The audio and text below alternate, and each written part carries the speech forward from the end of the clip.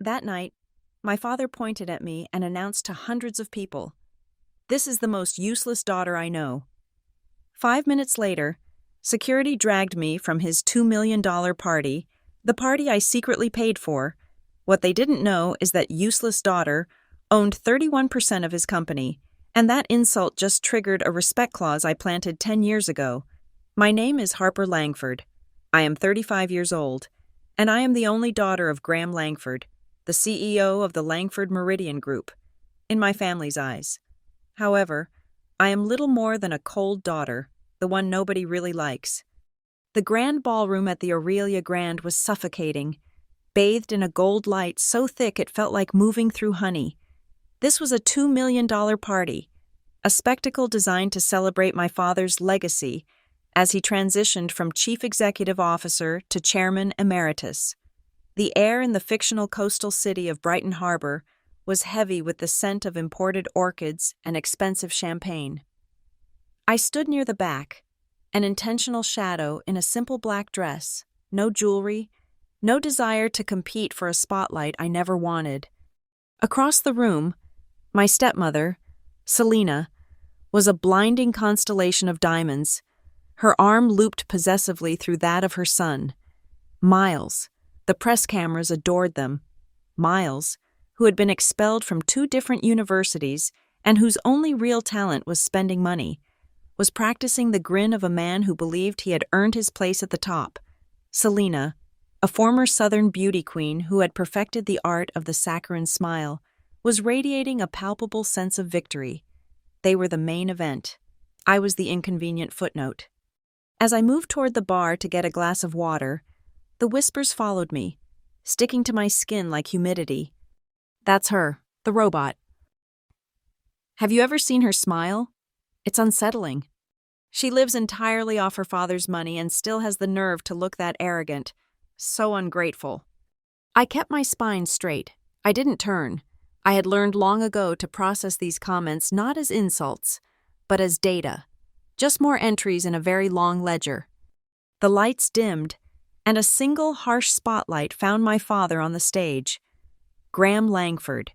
He was 65, but had the vitality and charisma of a man of 50, the kind of charm that made people want to forgive him for everything. He raised his glass, his teeth white against his tan. "Thank you all. Thank you," he boomed, his voice warming the room. "Thank you for coming to celebrate this new chapter with me, with my family." His eyes scanned the crowd and locked onto Miles, who was standing near the front row. "I look out here, and I see the future of Langford Meridian." He gestured directly to his stepson. "Miles, my boy, he has what really matters in this business. He has a feel for people. He has vision." The room erupted in polite ass-kissing applause. Miles raised his glass back, basking in the glow. Then, my father's gaze shifted, scanning the back of the room until it found me, standing alone by a marble pillar. His smile tightened, morphing into something else, something laced with public-friendly condescension. And of course, Harper. The room quieted slightly. "Harper is brilliant with paperwork," he continued, drawing a few hesitant chuckles. "Spreadsheets, contracts, she loves them. A real numbers girl, but," he paused, leaning into the microphone, "utterly useless when it comes to actual human beings." The air crackled. This was new, even for him. This wasn't a private jab at the dinner table. This was a public execution. He was playing to the crowd, and they were lapping it up, relieved the attention wasn't on them. He raised his glass higher, his voice booming with the confidence of a man who has never been told no. "In fact, if there was an award for useless daughter here tonight, my Harper would win it, hands down." The ballroom erupted, not in shocked gasps, but in full-throated laughter. Loud, relieved, sycophantic laughter. They thought it was a roast, a harmless jab from a titan of industry at his stoic daughter. They didn't see the cold, hard truth in his eyes. He meant it, every single word. I did not cry. I did not run. I did not even flinch. I simply stood there and watched him, my expression unchanging. I mentally recorded the statement. I logged the time. I noted the approximate number of witnesses. This wasn't an emotional wound. It was a legal trigger. It was evidence. My stillness seemed to infuriate Selena more than tears ever could. She saw me watching, calculating, not breaking. Her smile, which had been plastered on, vanished. She turned, spotted the head of security near the entrance, and waved him over with an impatient flick of her diamond-laden wrist. She leaned in, whispered something sharp and urgent in his ear, and then she pointed. She pointed directly at me, her smile returning, colder and more satisfied than ever. A moment later, two men in impeccable black suits were walking toward me. The man in the lead was Elliot. Elliot had been with our family's security detail since I was 10 years old. He had driven me to the emergency room when I fell out of the oak tree and broke my arm. He had sat with me for 3 hours and told me I was tougher than any of the boys he knew. Now, his face was a professional mask, but his eyes were filled with a deep, weary apology. "Ms. Langford," he said, his voice so low I could barely hear him over the music. "I'm very sorry. We've been asked, the family has requested, that you leave the event." "Family orders," the other guard, a man I didn't know, said flatly. I looked past them. I saw Selena, her hand now on my father's arm, whispering in his ear as if I were a problem that had been efficiently handled. My father nodded, satisfied, and turned back to his admirers, not even bothering to look in my direction. I didn't resist. I didn't argue. That was precisely what they wanted. They wanted the robot to finally short-circuit, to scream, to cry, to make a scene, to prove to everyone that she was, indeed, useless and hysterical. I would not give them the satisfaction. I simply nodded once, a short, sharp dip of my chin, and turned to leave. I let them escort me. Elliot's hand hovered near my elbow, a phantom touch, but he didn't grab me. I was compliant. We walked the long, silent path back through the gilded ballroom. The music seemed to fade, and the laughter died down as people turned to watch. They were witnessing the useless daughter being formally, quietly, and professionally ejected from her own father's legacy party. At the grand, carved oak doors, I stopped. I turned back one last time. My voice did not shake. It was perfectly clear, and it carried easily across the suddenly hushed room. I looked directly at my father, who was finally watching me, his expression a mask of pure annoyance. "You should enjoy this party, Dad." I let the silence stretch, thick and heavy. "Enjoy it completely. It will be your last as CEO of Langford Meridian Group." A few people gasped. My father's face darkened with rage. Selena looked momentarily stunned, her painted smile faltering. Elliot gently guided me through the door, his hand finally resting on my back for just a second. The heavy doors clicked shut behind me, and the opulent sound of the party was instantly silenced. The adrenaline that had kept my hands steady vanished, replaced by a cold, clear focus. They had no idea what they had just done. That public humiliation, that deliberate, witnessed, and recorded act of exclusion by the majority shareholder was the final piece of the puzzle. It was the key. It had just activated a clause in the stockholder agreement, a clause I had been waiting 10 long years to use. The elevator doors slid shut at the Aurelia Grand, cutting off the noise of the party and plunging me into a sterile, fluorescent silence. The ride down was 40 floors. 40 floors to process 15 years of being invisible. It didn't begin tonight. It began the day my mother died. I was 9 years old. She had been sick for a very long time, and when she passed, she left me a trust fund so large, so well protected. It was a fortress. It was meant to be my freedom. Instead, it became my cage. A few years later, my father, Graham, married Selena. Selena was a Southern belle, a former pageant queen who glided into our quiet, grieving home in a cloud of expensive perfume and perfect white smiles. She saw me immediately, not as a daughter to nurture, in all my quiet, bookish intensity, but as a flaw in her new aesthetic. I was the dark, unsmiling relic of the first wife. She quickly, expertly, began to erase me, At dinners, at charity functions, she would introduce me with a laugh that tinkled like breaking glass. "This is Harper. She's a bit dull, I'm afraid. Always has her nose in a financial report. Bless her heart." The guests would smile politely, their eyes sliding right past me, drawn to the radiant, boisterous energy of her own son, Miles. My father was utterly captivated by Miles. Miles, who partied his way through high school, who raced exotic cars, who was expelled from college after 2 years for a cheating scandal he was too lazy to even cover up. My father saw Miles's recklessness as spirit, his arrogance as leadership potential. I remember Thanksgiving. I must have been 20. I was home from university. My father, standing at the head of the long mahogany table, raised his glass. "To the future," he'd said, beaming at Miles. "Harper," he announced to our aunts and uncles. "She's brilliant with numbers, no doubt, but she just doesn't have the leadership instinct. She can't connect. Miles now. He hasn't found his path yet, but that boy has a real gift with people. He's a Langford, through and through." I just stared at my plate. I learned to be silent. I learned to be invisible. I buried myself in my work. I graduated summa cum laude. I was accepted into one of the most prestigious, ruthless Master of Business Administration programs in the country. I thought, with the naivety I still hadn't shed, that this accomplishment would be the one, he could not ignore. I called him from my dorm room, the acceptance letter shaking in my hand. "Dad, I got in." "Oh," he said. The line was quiet. I heard Selena in the background, asking him about dinner reservations. "Well, that's nice. Honey, that's practical. Just don't get too academic. Real life isn't a textbook." At family dinners, my success was a passing line item, dismissed before the appetizers were cleared.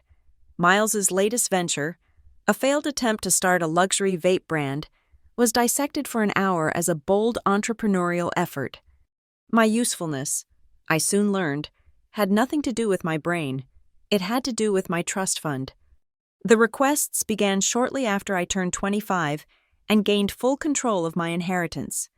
Selena, naturally, was the emissary. Her emails were masterpieces of manipulation, sweet and cloying. "Harper, darling," the first one read, "could you do your old stepmom a huge favor?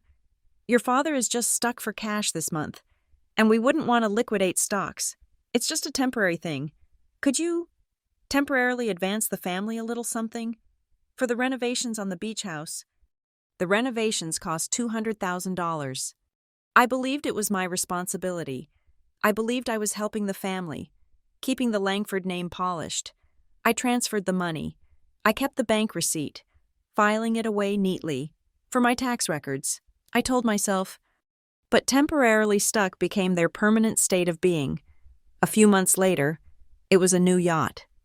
"Miles is so depressed, darling," Selena cooed over the phone. "This boat would really lift his spirits." That was $1.5 million. Then it was the annual renewal for the Mariners Crest Golf Club. "Graham would just die of embarrassment if his membership lapsed," she whispered, as if it were a state secret. That was another $75,000 every year. The repairs on the villa, the lease on the jet, the quarterly payments for Miles's condo, hundreds of thousands blurred into millions. I paid, I documented, I said nothing. I convinced myself it was the price of admission to a family that didn't truly want me, but would at least tolerate my presence at the table. The hypocrisy was the sharpest cut. We would be at some glittering gala. Selena draped in diamonds that I had paid for, an advance from 2 weeks prior, and I would overhear her talking to her circle of wealthy, bored friends. "Harper is so lucky," she would sigh, gesturing vaguely in my direction. "Born rich. You know, she doesn't understand what it's like for Graham and me, the ones who actually create the value, who have to build the empire." The designer handbag on her arm, the one she was using to punctuate her point, had been paid for not by my trust, but by my own salary from my first job at the bank. But the moment the foundation truly cracked, The moment I understood the depth of my father's contempt was at a small dinner party. A business acquaintance of his, a man I genuinely respected, had read an analysis I'd published in a trade journal. He pulled me aside. That was a sharp take on the derivatives market. Harper, really insightful. I felt a rare, warm flush of pride. Then, I heard my father's voice from the adjoining hallway. He was speaking to the man's wife, his voice casual, dismissive. "Oh, Harper? She's good with the details. I'll give her that. But she has zero business intuition, no killer instinct. Let's be honest. If her last name wasn't Langford, nobody would hire her." I stood there, my drink suddenly heavy in my hand. He didn't just think I was dull. He thought I was incompetent. He believed I was nothing without him. In that moment, I realized exactly what I was to them. I was not a daughter. I was a human ATM. I was a walking, talking balance sheet, a private bank with no oversight. They took my money, my mother's money, my own salary, and then told the world it was dividends from Graham's genius, dividends he so generously shared with his useless daughter. I went home that night. I opened my computer. I created a new set of encrypted folders on a secure off-site server. I stopped thinking of my files as tax records and started labeling them evidence. Every email from Selena, every text message from Miles, every bank statement, every wire transfer confirmation. I wasn't planning revenge, not yet. I was simply a creature that had been backed into a corner, systematically gathering stones, because I knew, instinctively, that one day I would need to build a wall to survive. The final spark, the one that ignited the decade-long plan that led me to this night, came 6 months later. Miles decided he wanted to open a restaurant, a ridiculous themed vanity project that would burn cash faster than he could. The email from Selena arrived. "Just $3 million, darling, to get him started." For the first time in my life, I said no. I replied with a single, polite sentence. "My current liquidity is allocated to other investments." The explosion was immediate. My father called me. Not 5 minutes later. His voice was not charming. It was not the voice of the beloved CEO. It was cold steel. "What is this, Harper? You refuse my request?" "It's Miles's request, Dad," I said, my voice quiet. "And it's a bad investment." The silence on the other end of the line was heavy, dangerous. Then he spoke, and the words he chose sealed his fate. "You listen to me. You are a Langford. Your shares, your trust. It's all tied to this family. If you do not transfer that money, don't you even dream of keeping your seat as a shareholder. I will find a way. I will cut you out of this family, and I will cut you out of this company. Do you understand me?" I understood. I understood completely. My money was the only thing keeping me in the family, and he would take my inheritance, my mother's legacy, if I ever stopped being useful. I hung up the phone. I transferred the $3 million to Miles's new corporate account. And then I called my lawyer. My father had just handed me the match. I would spend the next 10 years quietly building the pyre. My father's threat, that he would cut me out if I stopped being useful, was the last mistake he would make while he still held all the cards. He thought it was a punishment. I heard it as a starting pistol. I stopped trying to earn his approval. I realized approval was worthless. Control was everything. I resigned from my banking job the following week. I was done being the numbers girl who did as she was told. It was time to build my own arsenal. I didn't go far. I found Adrian Cole. Adrian was a ghost on Wall Street, a brilliant strategist who had been purged from a major firm for being too aggressive, which was just code for being smarter and faster than his old money bosses. He was analyzing risk in markets no one else dared to touch. We met for coffee at a nondescript diner. I didn't give him a sob story. I laid out a financial thesis. I told him I had capital, and I had a target. He saw the cold, clear logic in my plan. He saw the fire I kept banked behind my eyes. We founded Northbridge Equities. To my family, Northbridge was a joke. Selena, hearing the name, once referred to it as Harper's little office job. My father was relieved. In his mind, I had retreated to a small, insignificant firm, a place where a mid-level analyst like me belonged. When they pictured me, they imagined me in a gray cubicle, analyzing spreadsheets for a small salary. The reality was different. I was the co-founder and Madam Chair. Our offices were on the 50th floor of the Northbridge 1 Tower, a building that, ironically, my father's company had failed to bid on. We didn't just manage money. We managed risk. We structured deals. We provided liquidity to international pension funds and global endowments. Billions of dollars moved on my command. While I was Harper the robot at family dinners, in the real world, I was one of the most powerful and most anonymous private equity players under the age of 40. I was invisible to my family, which was exactly how I wanted it. The perfect storm arrived 10 years ago. It was the moment I had been waiting for. My father, in his typical blaze of arrogance, had over-leveraged the entire Langford Meridian Group on a single project, the fictional Harborcrest Village. It was a sprawling, opulent coastal development, his legacy project. It was also a catastrophic failure, built on bad zoning and worse projections. The banks were pulling their funding. He was leveraged to the hilt. He needed $40 million, and he needed it in 72 hours, or the company would default, and the banks would seize the entire portfolio. He would be ruined. He called me, of course, not as a daughter, but as a bank. He sounded broken, desperate, the charms stripped away to reveal the terrified gambler underneath. I arrived at the Langford Meridian headquarters, not as the silent daughter, but as a potential investor. I didn't use Northbridge funds. That would be too public, too complex. I offered to use a significant portion of my mother's trust, the money he had always treated as an extension of his own bank account. "Of course, Dad," I said, my voice calm in the storm of his panic. "I can provide the capital. It's a family company, after all." He almost wept with relief. "But," I added, sliding a document across his vast desk, "this is a significant injection. It's not a gift. It's an investment. My lawyers at Hale and Rowan insist on a small addendum to the shareholder agreement, just a standard minority protection clause, to protect my new position." My lawyer, Victor Hale, had spent 6 months drafting it. It was buried on page 27 of the addendum, surrounded by the most tedious legal boilerplate imaginable. Clause 9.4.1.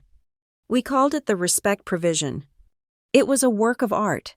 It stipulated that should any shareholder, me, be subjected to willful public humiliation, defamation, or intentional, malicious exclusion from an official company or family-sponsored event by a controlling shareholder, him, that act would constitute a material breach.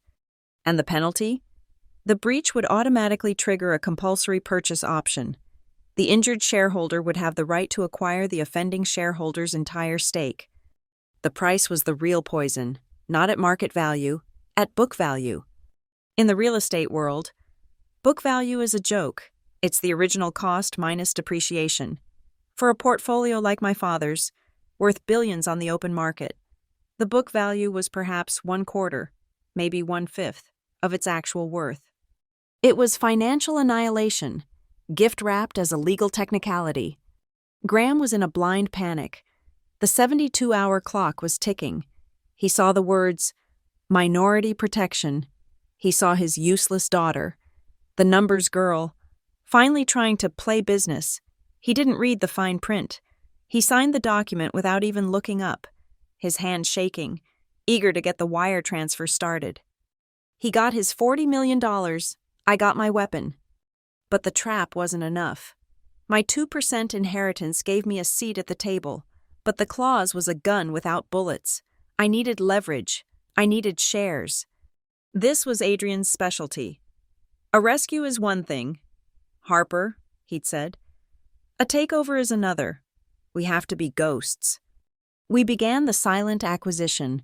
We couldn't buy in my name. We couldn't use Northbridge. We had to be invisible.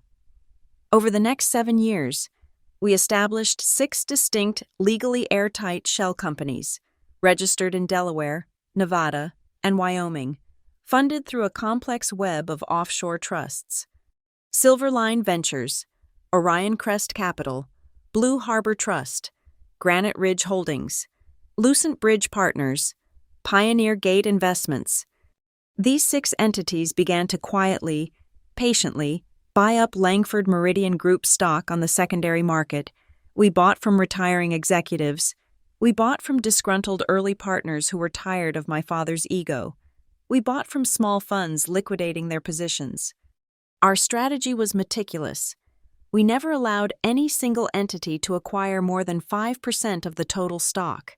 This kept us below the legal threshold that would require public disclosure to the SEC, to my father, to the market.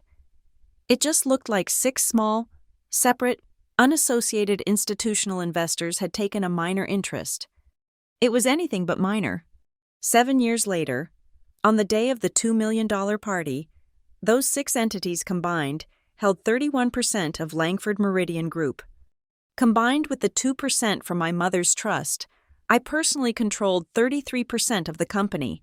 My father and Selena still believed I was just their symbolic 2% shareholder, the girl who was lucky to be in the room. The plan had one final component. I needed eyes and ears inside.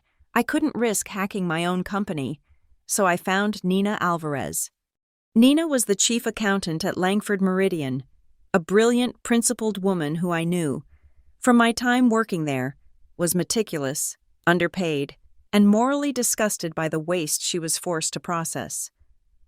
I approached her, not with a bribe, but with a proposition. I established an anonymous grant that would fund her daughter's entire medical school education. In return, I asked her to do nothing illegal.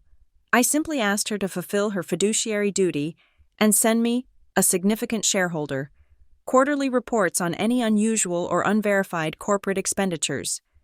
The reports started coming, the secret files, Miles's consulting fees that were just laundered gambling debts, Selena's redecorating budgets for the corporate apartments that were, in fact, cash withdrawals. The pattern of fraud and waste was systemic, and Nina Alvarez documented it all. The plan was complete, the trap was set, the shares were acquired, the internal evidence was compiled. All I needed was for them to be themselves. I called Victor Hale one last time, a week before the party was scheduled. "Victor, hypothetically," I said, "what constitutes public humiliation?" I heard him smile over the phone. "A public statement. Harper, at an official event, preferably with multiple witnesses. In this day and age, even better if it's filmed." So I waited. I endured the whispers. I accepted the invitation to my father's $2 million legacy party. I let them believe I was the mid-level analyst, the cold robot, the useless daughter. I let them underestimate me, because I knew, with absolute certainty, that their arrogance was my greatest asset. They were so convinced of their own power that they would never see the cliff, even as they danced toward it. They had no idea that their useless daughter was the one who had been patiently, quietly, waiting to push them. The laughter in the ballroom of the Aurelia Grand was still echoing when my father, Graham Langford, beamed and moved to the climax of his speech. The useless daughter comment had landed perfectly, warming up the crowd, making him seem both powerful and playfully paternal. He had just set the stage for his real announcement. "And it is because of that need for people skills," he continued, his voice dripping with false humility, "that I am so proud to announce my transition to Chairman Emeritus. It's time for new blood, new vision." He paused, letting the tension build, though everyone in the room already knew the script. "Please welcome the new Chief Executive Officer of Langford Meridian Group, my son, Miles Langford." The applause was thunderous, desperate. The city's financial elite, the politicians, the brokers, they all surged to their feet, cheering for a man who could not balance his own checkbook. Miles stepped forward, wrapped his arm around my father, and they raised their hands together like heavyweight champions. I remained standing near the back, by the marble pillar. I was just supposed to be scenery, but even as I tried to remain invisible, The whispers, energized by my father's public dismissal, grew bolder. Look at her! She didn't even clap. Why is she even here? She doesn't do anything for the company. I heard she just lives off the dividends. Must be nice. Their words were irrelevant. I was watching my father.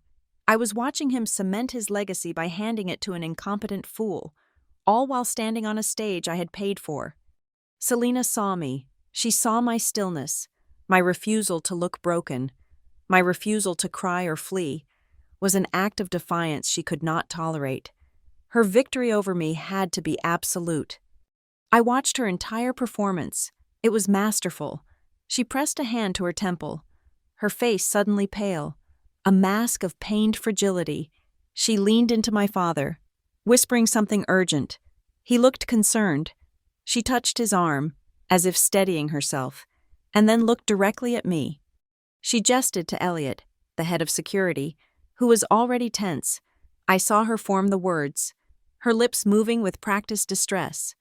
She is upsetting him. Look, his color is terrible. All this stress. Please, for his health, ask her to leave. It was perfect. She was not the jealous stepmother. She was the protective wife. I was not the daughter. I was a source of stress, a threat to the patriarch's health. Elliot moved. He was flanked by the new guy, the one who did not know me. Elliot's face was granite, but his eyes were a silent apology. He had spent 15 years protecting me from external threats. He was powerless against the internal ones. "Ms. Langford," he said, his voice barely audible. "The family has requested you leave the event." "By family, you mean Selena," I stated. It was not a question. "My orders are from Mr. Langford," the new guard said, stepping forward aggressively. Elliot put a hand up, stopping him. "Harper, please, don't make this difficult." I looked at him. "I have no intention of making it difficult, Elliot." I turned. I did not fight. I did not raise my voice. I simply complied. I let them walk me out. It was a long walk, the length of the entire grand ballroom. The music had softened, and 100 heads turned. The whispers died. This was better than whispers. This was a show. I saw the reflections. Tiny red lights. Guests were filming. They were capturing the walk of shame of the useless daughter, the final, pathetic exit. I kept my chin up. I focused on the ornate gold trim of the doors. I registered every click, every flash of a phone camera. More evidence. We reached the threshold. The doors were being pulled open. I stopped. I turned my body, just slightly, enough to look back at the stage. My father was watching, his face a mixture of annoyance and relief. Selena was beside him, her hand on his chest, the very picture of a concerned wife. My voice was not loud, but it was clear. It cut through the silence. "Don't worry, Dad." He frowned. The room held its breath. "Clause 9.4.1, I said. "It's finally having its moment." I watched his face. Confusion. He did not remember. Of course he did not. He never read the fine print. A few of the older board members, the ones with law degrees, stirred. I saw a flicker of panic in one or two faces, a sudden, frantic recalculation, but most, like my father, just looked baffled. I turned my back to them and walked out into the lobby. The heavy doors closed, and the sound of the party was instantly, blessedly, gone. The thick carpet of the hallway muffled Elliot's footsteps as he walked me to the private elevator. "Harper," he started. You were following orders, Elliot," I said, cutting him off. I did not need his apology. I needed him to remember what he saw. "Have a good night." I stepped into the elevator. The polished brass doors slid shut, sealing me alone in the small, quiet box. I did not cry. I did not shake. The adrenaline that had frozen my features now sharpened my focus. The humiliation was an anesthetic, numbing me to everything but the task at hand. The 10-year wait was over. I reached into my evening bag and pulled out my phone. I did not need to look up the numbers. They were in a contact group I had labeled emergency. The elevator began its smooth descent. I dialed the first number. It rang once. "Victor," I said. "Harper." Victor Hale's voice was awake, alert. Even at this hour, he was waiting. "How was the party?" "Exactly as we predicted," I said, my voice flat, devoid of emotion. "They just had security escort me out of the grand ballroom, in front of approximately 500 witnesses and a significant number of cameras. Graham made the useless daughter's speech. Selena orchestrated the removal." There was a sharp intake of breath on the other end. "He actually did it." "He did. I'm invoking Clause 9.4.1. Activate it. Tonight. I want the preliminary injunctions filed by morning." Victor's voice was cold steel. "It's time. They're done. Harper." I ended the call. The elevator passed the 30th floor. I dialed the second number. "Adrian," I said. "Tell me." Adrian Cole's voice was restless. He hated parties. "It's triggered. I'm out of the event. I want you to summon an emergency shareholder meeting for Langford Meridian Group. Maximum urgency, 72 hours from now." "On what grounds?" he asked. The procedural question automatic. "On behalf of the unified interests of Silverline Ventures, Orion Crest Capital, Blue Harbor Trust, Granite Ridge Holdings, Lucent Bridge Partners, and Pioneer Gate Investments. As the representative for the entire 31% block, we are calling the CEO's stability and fiduciary duty into question." I heard the smile in his voice. "Consolidating the block. Bold. They won't even know what hit them. I'll have the notices served by breakfast." I ended the call. The elevator passed the 10th floor, G lobby. The doors opened. I walked across the marble, my heels clicking, the only sound in the vast, empty space. I walked out the main doors, past the doormen, into the cool, salt-tinged air of Brighton Harbor. My driver was already there, the black sedan idling silently. I got into the back seat. As the car pulled away from the curb, I dialed the third and final number. "Sterling Bay Private Bank. This is Anya speaking." "Anya, this is Harper Langford. Authorization code is November Alpha 900. Ms. Langford, good evening. How can I help you?" "I need to execute a standing order, effective immediately," I said, looking out the window as the glittering facade of the Aurelia Grand disappeared behind us. "I want to stop all automated transfers from my primary trust account to the family expense accounts. All of them." I heard the quiet clack of her keyboard. "Stopping all transfers. Can you please confirm the account designators for the record?" Account ending in 882. Seabreeze Villa Maintenance. Account ending in 501. Serenity Tide Yacht Operations. Account ending in 447. Mariners Crest Club Dues. An account ending in 299. GHL Jet Lease. Halt all payments. Indefinitely. There was a half-second pause. Anya was a professional. "All 4 accounts are now suspended. Ms.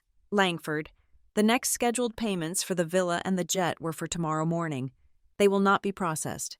Is there anything else?" "No, Anya, that is all." I ended the call and finally, for the first time that night, I breathed. I had just activated the legal, corporate, and financial arms of my plan.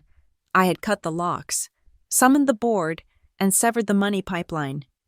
The car moved silently through the city. My phone, which I had placed on the seat beside me, began to light up. A missed call from Selena, another from Selena, a text message from Miles, another missed call, this time from my father. I picked up the phone. I looked at the string of frantic notifications. I pressed the side button and switched it to silent. We arrived at my building, the Crescent Tower. I went up to my penthouse. The view of the harbor was dark, the water a sheet of black glass. I did not turn on the lights. I sat at my desk, opened my laptop, and ignored the flashing icon of my email inbox. I created a new folder on my secure drive. I named it Last Party. My email chimed. It was not from my family. It was from the official event photographer. "Dear Ms. Langford," the generic message read, "as a courtesy, Here is the private client link to the photos and videos from tonight's wonderful event. We hope you enjoy. I clicked the link. The download started. Hundreds of high-resolution files, videos of the speeches, candid shots of the guests, and, I was certain, crystal-clear footage of my exit. A small, cold smile touched my lips. After 15 years of funding their lives while being treated as nothing, they had finally done it. In one spectacular, arrogant, $2 million night, they had handed me the very bomb I had built, and then they had lit the fuse themselves. The first 24 hours were a beautiful, cascading symphony of chaos. I woke up at 6 a.m., as I always do. The sun was just beginning to cut across the harbor, painting my apartment in clean, white light. I made my coffee. I sat on my balcony. I did not check my phone. The first financial alarms would have triggered at midnight, when the automated payments for the jet lease and the villa mortgage, which were set to due on the 1st, failed to process. The amounts were too large to be covered by the meager $900 I had left in their household account. By 9 a.m., when I finished my first briefing of the day with Adrian, the system was not just alarming, it was screaming. The first email was not from my family. It was from Mr. Porter, the longtime family accountant, a man whose entire professional identity was built on making problems disappear. His email, time-stamped at 8:30 a.m., was anything but calm. Subject: Urgent, account funding failure. Dear Harper, I am writing to inform you of a significant and critical failure in the automated funding of the family expense accounts. Several key payments were rejected overnight. I am now receiving direct calls from the bank regarding the villa mortgage and the jet lease, which are both now in default. Furthermore, Mrs. B. Langford's primary card was just declined at Cartier. She is quite distressed. The general T&E account is overdrawn. The operating float is gone. I checked the balance, and it appears to be $900. This must be a catastrophic system error. Mr. Langford has requested an immediate transfer of $250,000 to cover the bare minimum of this week's invoices. Can you please process this as you always have? So I can settle these accounts? Please advise immediately. I took a sip of my coffee. I typed one, single reply. Dear Mr. Porter, this is not an error. From now on, all financial communications are to be directed to my legal counsel, Mr. Victor Hale at Hale & Rowan. He will be in touch with you shortly. I hit send. I imagined Mr. Porter, a man who prided himself on his unflappable demeanor, staring at his screen, the color draining from his face. Then, I finally looked at my phone. It was a digital wildfire. 34 missed calls, 19 voicemails, 57 text messages. The texts from Selena were a perfect portrait of her escalating panic. 10:04 p.m. Last night. Harper, where did you go? You embarrassed your father by leaving so suddenly. 10:30 p.m. Last night. Your father is very upset. You need to call and apologize for that ridiculous comment you made. 1:15 a.m. Your father is still awake. He is under enormous stress. Call me. 8:37 a.m. This morning. My card was just declined. The bank must have made a mistake. Call them and fix it. 8:42 a.m. Harper, this is not funny. Call the bank. The girl at the counter was very rude. 9:01 a.m. They just called me from the marina. Miles's account is locked. What did you do? 9:05 a.m. Mr. Porter just called me. Are you insane? Do you have any idea what you are doing? You are trying to kill your father with this stress, you ungrateful, cold-hearted child. I methodically screenshotted every single message and emailed them to Victor. Then there were the texts from Miles. They were, predictably, less articulate. 9:10 a.m. What the hell is your problem? 9:11 a.m. My card got declined.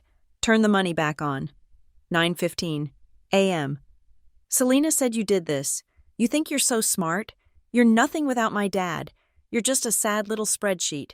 9:18 a.m. I'm not joking. You better fix this. Turn the money back on right now or you'll be sorry. I screenshotted those as well. I forwarded them to Victor with a single note. For the respect provision file, this feels like a threat.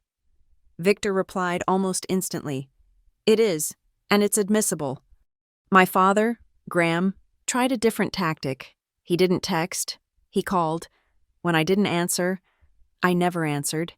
He left voicemails.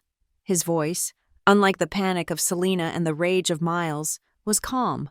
It was the voice of the disappointed father, the CEO handling a minor personnel issue. Harper, this game has gone on long enough, his first voicemail said. It was a silly misunderstanding at the party. You were emotional. I get it. But you cannot play these childish games with the family's finances. It affects the family's reputation. Call me, and we will sort this out like adults. I let the message play out, my finger hovering over the delete button. He still thought he was in charge. He still thought this was about a misunderstanding. While they were descending into financial panic, the other part of my plan was unfolding. Sometime in the early morning, an anonymous video had been uploaded to a private server and the link leaked to the entire Langford Meridian Group internal email list. It was shaky, clearly filmed on a server's phone, but it was crystal clear. It showed me standing by the pillar. It showed my father on stage, his voice booming through the sound system. If there was an award for useless daughter here tonight, it showed the laughter, and then it showed Selena's sharp, cold gesture, and Elliot's pained face as he and the other guard walked me out, a long, silent, humiliating procession. The video had no commentary, just a title. This is how the Langford family treats their own daughter. By noon, the company was in chaos. The rumor mill was in overdrive. The official shareholder meeting notice, served by Victor's team at 9 a.m., had landed on the board members' desks at the exact same time the video was spreading. They were not just facing a corporate crisis, they were facing a public relations nightmare. At 2 p.m., I received a new email. It was from a private, encrypted address. The sender was Nina Alvarez. The message was brief. They are in a full panic. The CFO is in a closed-door meeting with Graham. They are trying to find alternate credit lines. The attached file is the complete 5-year audit you requested. Good luck. Ms. Langford, you are doing the right thing.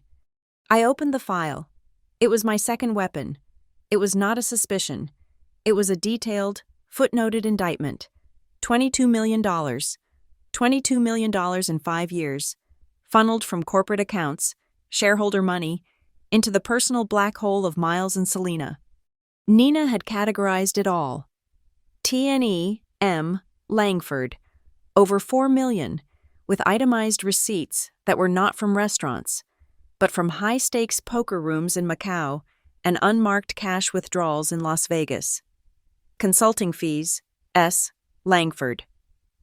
$3 million paid to a shell company Selena owned for design advice on properties that were never renovated. Client gifts, an endless list of jewelry, sports cars, and luxury vacations. This was not just waste, this was wire fraud. I forwarded the entire file to Victor Hale. Victor, I wrote. Plan B. I want a parallel track. Forget the respect provision for a moment. I want a full financial investigation prepared. We now have evidence of systemic fraud, implicating the incoming CEO and a corporate officer. Victor's reply was simple. They won't know what hit them. For the next 24 hours, I was silent. I let the pressure build. I let them scream into the void. 48 hours after the party, the financial press began to sniff the blood in the water. The stock, Langford Meridian Group, which had been stable, dipped 3% at the opening bell, then another 2%. Rumors were flying on the trading desks. Family infighting, a hostile emergency meeting. The new CEO, Miles Langford, is being challenged. The major investors, the pension funds and institutional holders who owned the other pieces of the company, were calling the office, demanding answers. The board was in lockdown. The silence, my silence, was driving my father insane. He was a man who controlled every conversation, I had taken away his power by refusing to have one. Finally, at 6 p.m., 70 hours after the party, the final, desperate email from my father arrived. The subject line was, "This stops now. Harper, I have tried to be reasonable. I have tried to be a father. You have refused to speak to me. You have embarrassed this family and this company with a leaked video and a frivolous legal action. You have jeopardized our financial standing out of what I can only assume is petty jealousy of your brother. This is my final offer. Cancel this ridiculous emergency meeting, reinstate the family accounts, and I will find a place for you. I will create an advisory board position for you, a title you can be proud of. We can even release a press statement saying this was all a misunderstanding and that you are a valued member of the executive team. If you do not accept this, I will use every legal tool at my disposal to have you removed as a shareholder for acting against the company's best interests. This is your last chance to be a part of this family. Harper, do not make a mistake you will regret for the rest of your life." I read the email twice. The arrogance, the threats, the pathetic, transparent bribe of a title I can be proud of. I clicked forward. I sent it to Victor Hale. My note was brief. Add this to the file. He's mixing bribery with legal threats. They are writing our entire case for us. The morning of the emergency shareholder meeting, I did not go to the Langford Meridian Group headquarters. Not yet. I went home. My home is not the cold penthouse at Crescent Tower, but the 50th floor of the Northbridge 1 building. When I stepped out of the private elevator at 7 a.m., the offices of Northbridge Equities were already buzzing. The glass walls overlooked the entire city, the sun just beginning to burn the fog off Brighton Harbor. Here, the air was different. It was clean, pressurized, the quiet hum of money being made. "Good morning, Madam Chair," my executive assistant said, handing me a coffee. Not a question, but a statement. "Good morning, Madam Chair," a young analyst echoed, his eyes wide with a respect that bordered on fear. Here, I was not Harper. I was not the robot. I was not useless. I was Madam Chair, the co-founder and controlling mind of one of the most successful private equity firms on the coast. My family had no idea. To them, I was a mid-level analyst in a gray cubicle. The irony was so rich, I could almost taste it. They certainly had not seen the cover of the financial journal that was sitting on our reception desk, the one with my portrait and the simple, stark headline, "The Matriarch of Northbridge." I had refused the interview, of course, but allowed the photo. It was a strategic leak, a quiet signal to the market that a new power was in play. I walked into the main conference room, the war room. Adrian was already there, pacing in front of a floor-to-ceiling smart screen. Victor Hale was patched in via a secure video link, his face looking grim and energized. My internal legal team was assembled. "They're terrified," Adrian began, not bothering with a greeting. "Our notice of consolidation for the 31% block landed. They've spent the last 12 hours trying to figure out who Pioneer Gate Investments is. They think it's a hostile corporate raider. They have no idea it's you." "Good," I said, taking my seat at the head of the table. "They are preparing for an external enemy. They will be completely blindsided when the attack comes from within.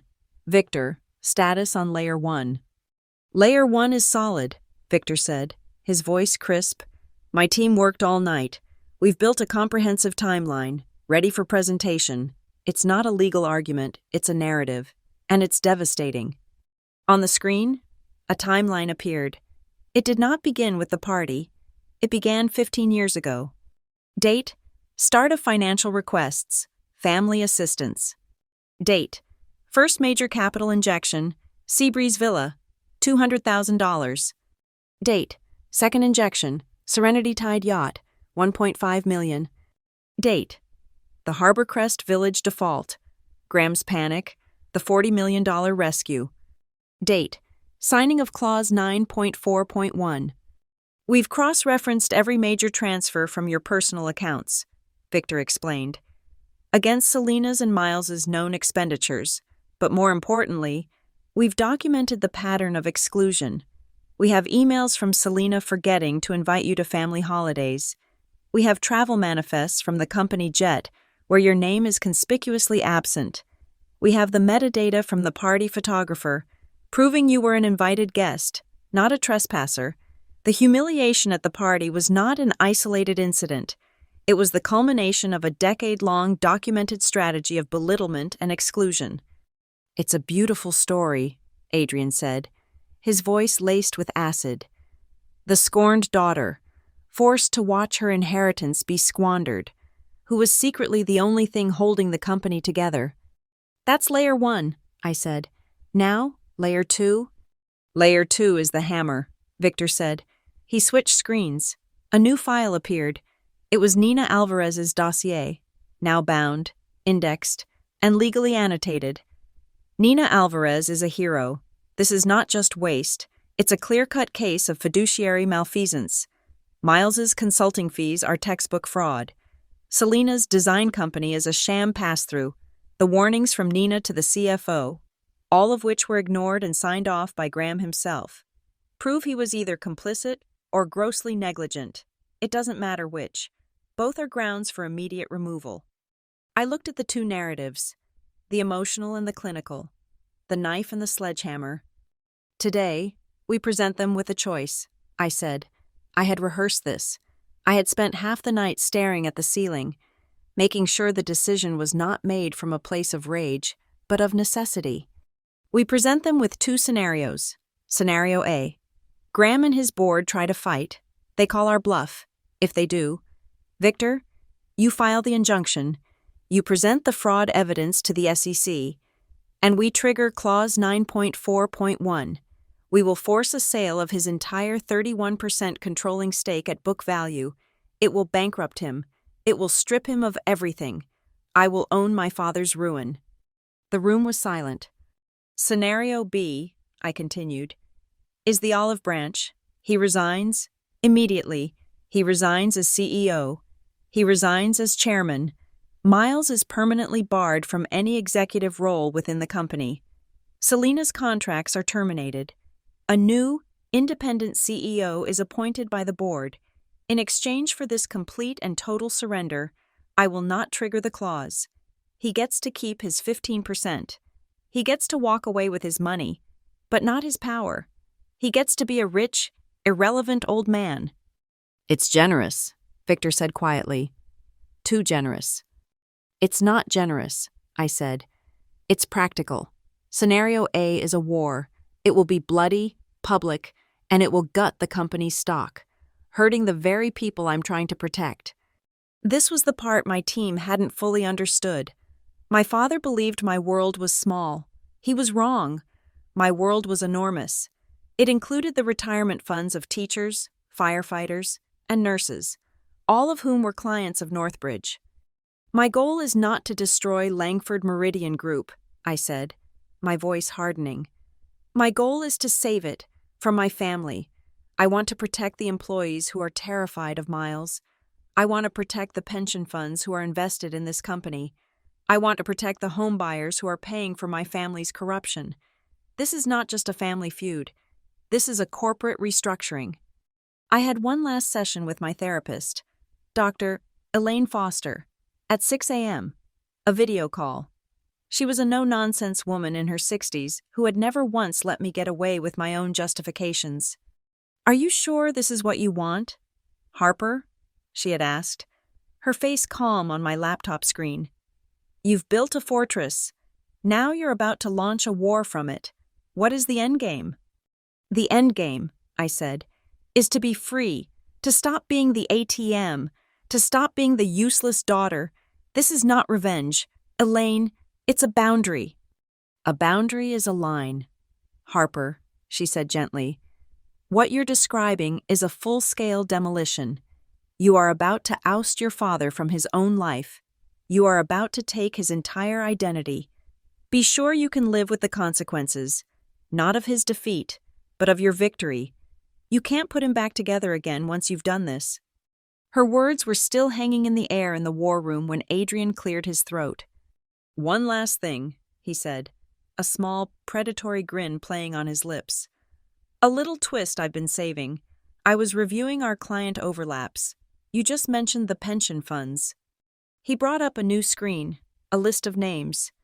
The Ohio Teachers Retirement Fund, the California Public Employees Pension, the Illinois State Trust. They are all Northbridge clients.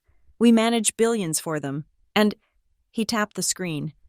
They are also, coincidentally, 3 of the largest independent institutional shareholders in Langford Meridian Group. They own a combined 12%. I looked at him, and I understood. They've been watching Langford Meridian's stock bleed for 2 days, Adrian said. They are furious about the nepotism. They hate Miles. They just received their notice for the emergency meeting. They are desperate for a stable, competent leader to emerge. They are our clients. Harper, they trust you. He leaned forward. If you stand up in that room today, not as the daughter, but as Madam Chair of Northbridge, and you prove you are the one protecting shareholder value, they will vote with you, their 12%, plus our 33%. That's 45%. We will have an undeniable majority. They won't just be voting against Graham. They'll be voting for you. I stood up. I walked to the floor-to-ceiling window and looked down at the city. Far below, across the harbor, I could see the glittering glass spire of the Langford Tower, the place where my father was, at this very moment, preparing to swat me like a fly. He was preparing to fight his useless daughter. He had no idea he was about to go to war with me. For a single, agonizing second, I felt a pang of something, not sadness, not pity, just a cold, vast emptiness. Doctor, Foster was right. I was about to incinerate the last, tiny, flickering ember of hope that I might one day have a real family. I was about to choose power over blood. Was I brave enough? Not just to oust my father, but to accept the cold, hard truth that I would never, ever have the family I deserved? I turned back to the room. I looked at Adrian, at Victor. Let's begin, I said. Scenario B is the offer, but we go in fully prepared to execute Scenario A. The call came at 10:53 p.m. I was in my penthouse study, the main war room for the past 72 hours. Victor Hale was with me, along with a junior associate from his firm, both of us running on black coffee and adrenaline, finalizing the deck for the 9 a.m. shareholder meeting, the private line for my building security, a line reserved for fires and police, buzzed, sharp and violent in the quiet room. I picked up, "This is Langford." "Ms. Langford, this is David," down at the front desk. His voice was tight, professional, but stressed. "I apologize for the late hour, but your family is in the lobby. Mr. Graham Langford, Mrs. Langford, Mr. Miles Langford, and 2 other gentlemen. They are insistent, ma'am. They are demanding to see you. They say it is a family emergency." I looked at Victor. He raised an eyebrow. The last desperate gambit. "They are not on my approved visitor list." "David," I said, my voice cold. "Yes, ma'am. I informed them of that. They are refusing to leave. Mr. Graham Langford is causing a significant disturbance. There are other residents in the lobby." So he was making a scene. He was trying to use public shame, his last remaining currency. "I'll be right down. David," I said, "please ensure the lobby security cameras are recording and that the audio feed is active, and please have 2 of your staff present by the desk." "Understood, Ms. Langford." I hung up. "Victor," I said. "You're with me. You," I said to the associate. "Stay here. Keep the line open, and record everything you hear from my phone." I put my phone in my breast pocket, activating the audio recorder. "This is irregular. Harper," Victor cautioned. "They're trying to bait you." "I know," I said, slipping on the blazer that matched my trousers. "They're trying to create a narrative for tomorrow, one where the hysterical daughter had a breakdown the night before. They're expecting tears. They're going to get a deposition." The elevator doors opened onto a scene of pure chaos. My lobby, usually a serene, minimalist expanse of travertine marble and recessed lighting, had been transformed into a stage for the Langford family drama. There they were, Graham, his face a mottled, furious red, his expensive suit rumpled. Selina, clinging to his arm, her makeup perfect, but her eyes wide with a practiced terror. Miles, leaning against a pillar, clearly drunk, sneering at the security desk, and the two cousins, Luke and Robert, professional parasites who had lived off my father's expense accounts for a decade, looking pale and terrified. My father saw me. He strode forward, his voice echoing in the cavernous space. "There you are. You hide up in your glass tower while you try to destroy us. You dare to lock me out?" I stopped a solid 10 feet away from him, Victor at my side. "You have no right," my father roared, jabbing a finger at me. "You have betrayed your blood. You are stabbing the father who raised you, who gave you everything, in the back, all for money." The security guards tensed. A few residents, lingering by the elevators, froze. I did not raise my voice. I did not move. I let the silence after his shout stretch, making him sound unhinged.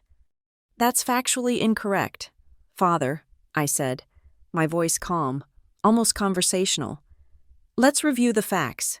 From the day I turned 20, I paid for my own university tuition, my own rent, my own health insurance, and my own car.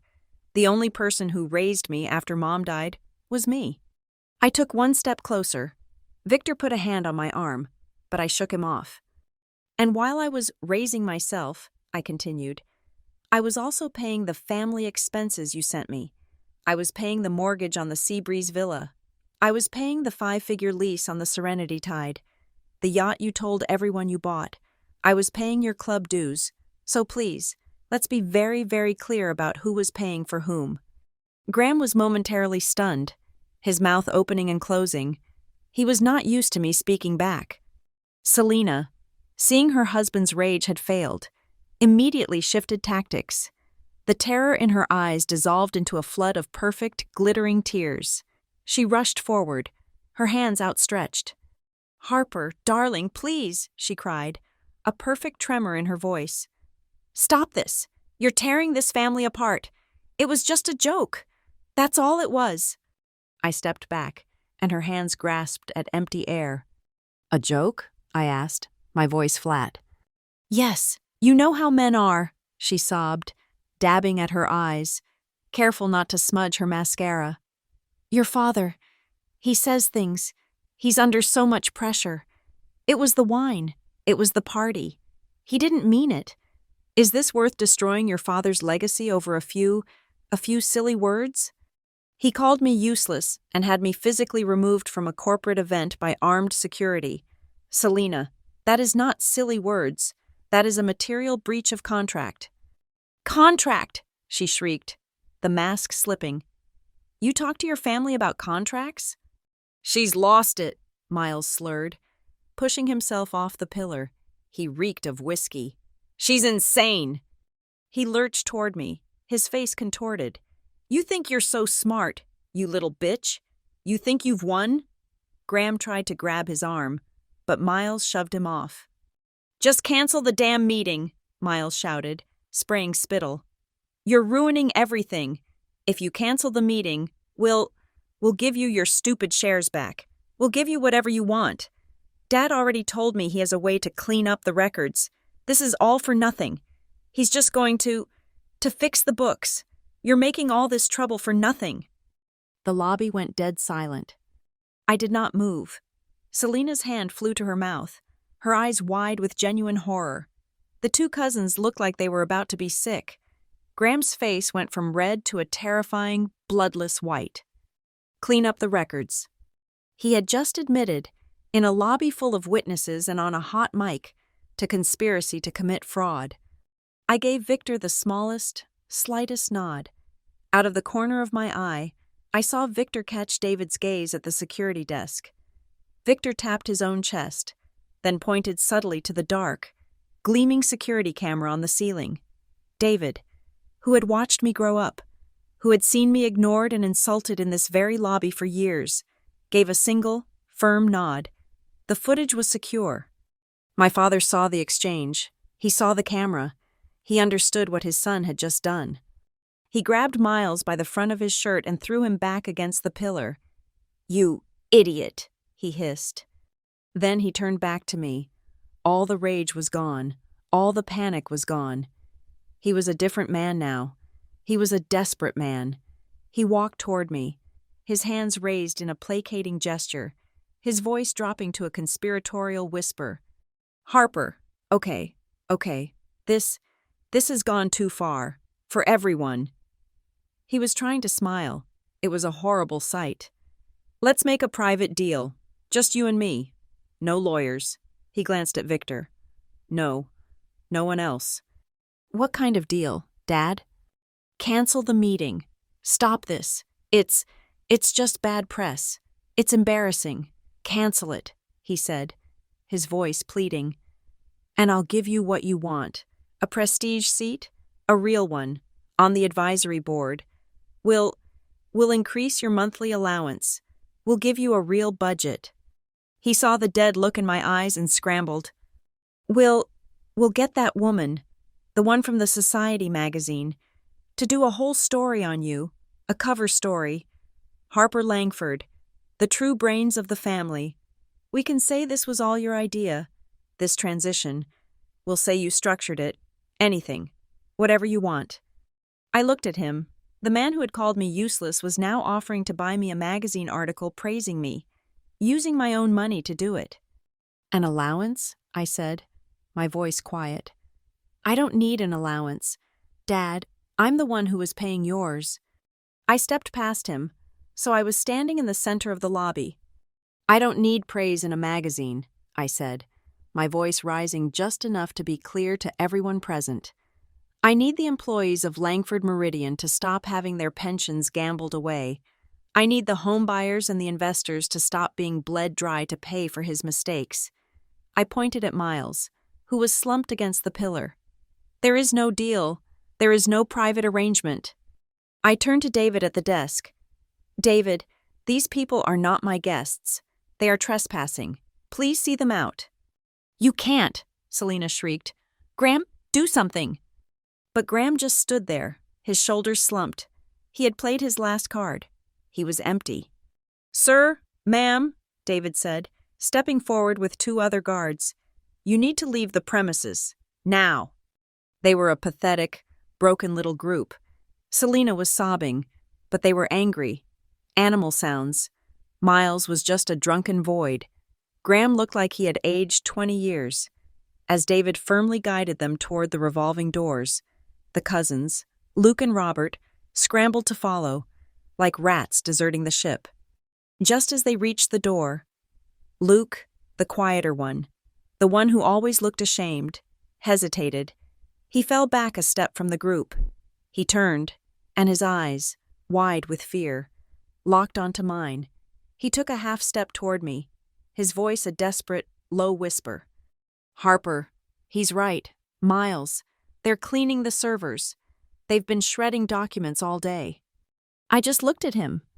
"But I have copies," he whispered, his hands shaking. "I have copies of everything, the offshore accounts, the transfers. If you need testimony tomorrow, if you need someone to tell the truth about what Miles did with the corporate money, I'll do it. I swear. Just don't let them take me down with them." He was offering me the final nail for their coffin, in exchange for a lifeboat. I gave him one sharp nod. He turned and fled through the revolving door. The lobby was suddenly, profoundly, silent. The night manager was deep in study of his computer screen. The few residents who had watched the entire spectacle simply turned and got into their elevator. But not before giving me a look. It wasn't pity. It wasn't the way they used to look at me, the ungrateful daughter. It was a look of pure, unadulterated respect. I turned and walked back to my own elevator. Victor and I stepped inside. The brass doors slid shut, encasing us in silence. "Well," Victor said, adjusting his cuffs, "that was remarkably productive. Clean up the records. That's a gift. That's conspiracy. That's intent to defraud." "He's desperate," I said, leaning my head back against the cool wood paneling.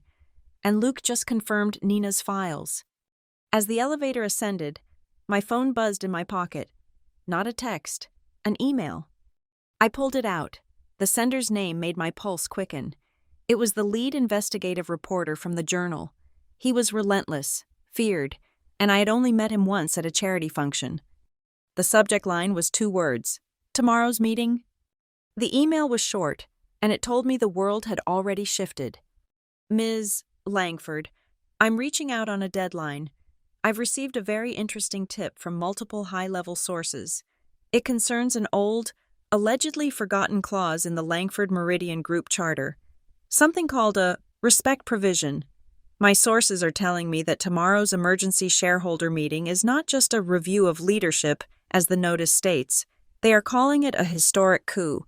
Do you have any comment on the record regarding Clause 9.4.1? The leak had happened. It wasn't from my team. It must have been one of the board members, panicking, trying to get ahead of the story. I looked at my reflection in the dark glass of the elevator door. The press knew. The board knew. The investors would know by morning. I did not reply. Tomorrow, I would walk into that room. My father had spent 35 years telling the world who I was. Tomorrow, I would finally show them. This was no longer just about money or power. It was about who had the right to write the story. And tomorrow, I was taking the pen. The 60th floor of the Langford Tower was not just a conference room.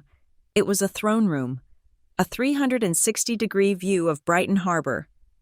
A custom-built mahogany table long enough to land a small plane on, and 2-story-high ceilings. It was a room designed to make every other human being feel small. And it was packed. When I walked in at 8:59 a.m., flanked by Victor Hale and Adrian Cole, the silence was a physical blow. Every shareholder, every board member, every lawyer was already seated.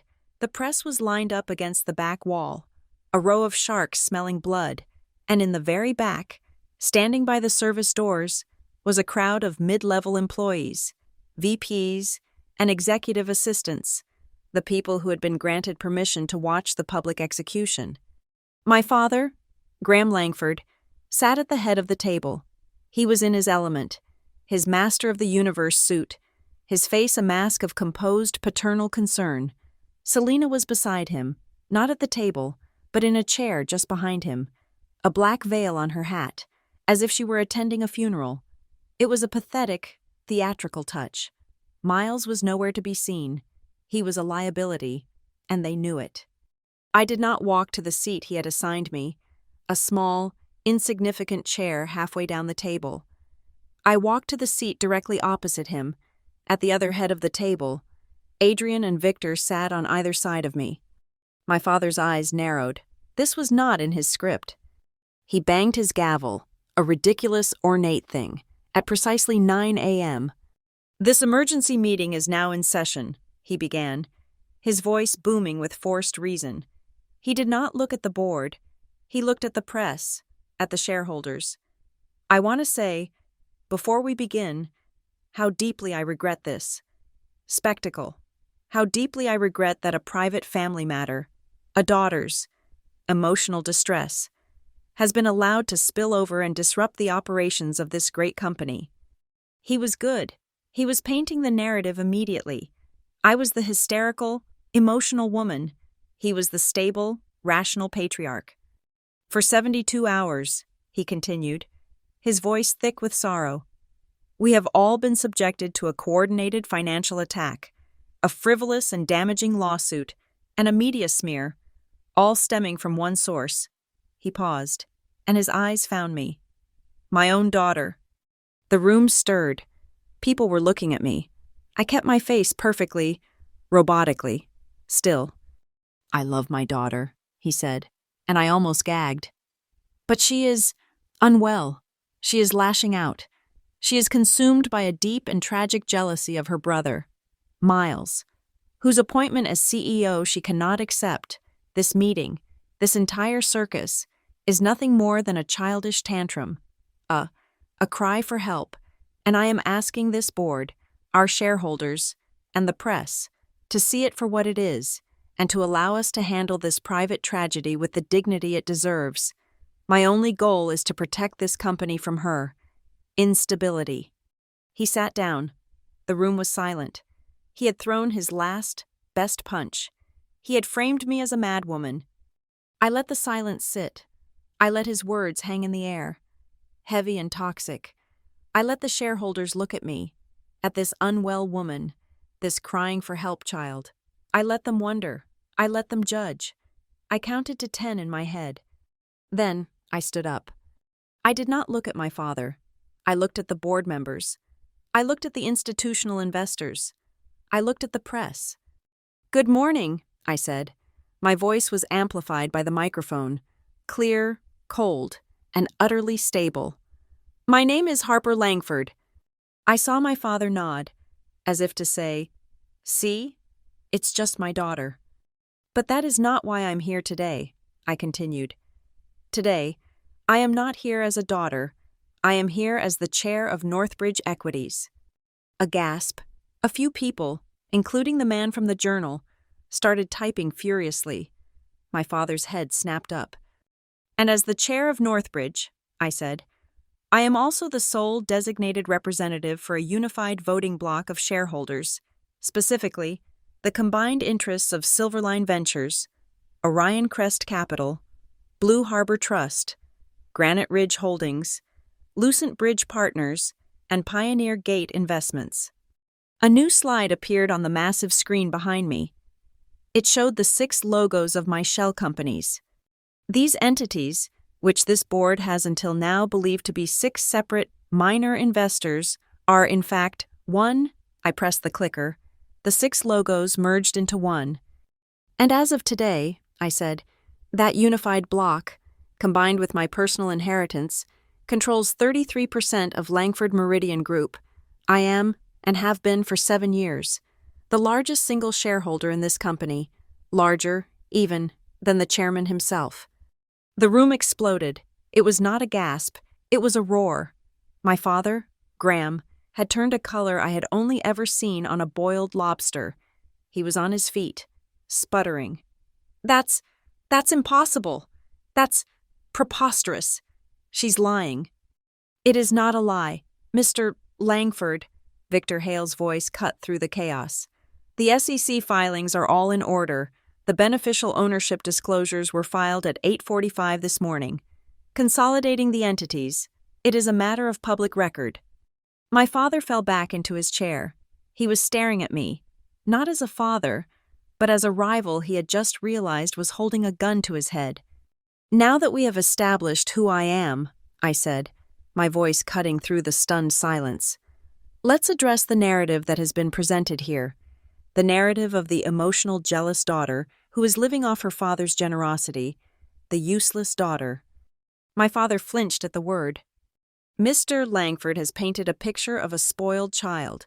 I would like to present the facts. This is the first part of my presentation. I call it, simply, Who is Paying for Whom?" I clicked the remote. The screen changed. It was a simple, brutal graph, a timeline, 15 years.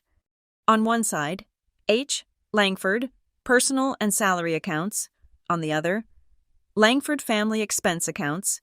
And in the middle, a thick black arrow showing a one-way transfer of funds. The total was at the bottom, in a font so large no one could miss it. $19,450,000. "For 15 years, I said, my voice echoing in the dead silent room. "I have been, as my father so delicately put it, living off the family. These numbers show a different story. They show that $19.4 million has been transferred from my personal accounts, money from my mother's trust, and salary from my own job, to accounts controlled by Graham and Selena Langford. Not corporate money, my money." I clicked again. Example 1. The family villa at Seabreeze Cove. This board has been told it is a personal asset of Mr. Langford. It is not. The down payment, and every mortgage payment for 8 years, was made via direct wire transfer from H. Langford. The bank statement appeared on screen. My name and his account number, circled in red. I clicked again. Example 2. the Serenity Tide yacht, the one Mr. Langford uses to entertain clients, the $1.5 million purchase price, and the annual $75,000 slip fee at the Crystal Marina have been paid, in full, by me. I clicked again. Example 3. The Mariners Crest Club membership, the one Mr. Langford just used to host the $2 million party, the initiation fee, the annual dues, all of it. I saw Selina lean forward, her face a mask of purple rage. "That's a lie," she shrieked, her voice cracking. That was her dividend payments. That was company money he gave her. That's not her money. That's Langford money." "An excellent point, Selina," I said, not even turning to look at her. "I was hoping you would bring that up." I clicked the remote. A new slide, 2 columns. Column A was labeled, Date of Dividend Payout, a list of dates. Column B was labeled, Date of Family Assistance Transfer, a much longer list of dates. "As you can all see," I said, gesturing to the screen, "the data is quite clear. In almost every single instance, the family assistance transfers were made weeks, and sometimes months, before any scheduled corporate dividend was paid out. I was not returning my dividends. I was, as Mr. Porter's email so often put it, providing temporary liquidity from my own salary and capital because the family, it seems, was perpetually stuck for cash." I clicked one last time. The screen was filled with one single email, from Selina's personal account to mine. The subject line was urgent. "Harper, darling, I am in a terrible bind. The bank is calling about the new landscaping. Your father is beside himself with stress. I need you to transfer $600,000 before the end of the day. Please, don't let your father lose face over this. It is the responsibility of a good daughter to take care of her family." The room was so quiet, I could hear the air conditioning click on. "It is the responsibility," I repeated, "of a good daughter." This email was sent on a day when my allowance, as my father calls it, had already been spent. I transferred this $600,000 from the bonus I had just received from Northbridge Equities, a bonus I earned. A voice, sharp and clear, cut through the silence. It was Mrs. Davenport, an elderly woman who had been on the board for 30 years, a friend of my grandfather's. Her face was pale.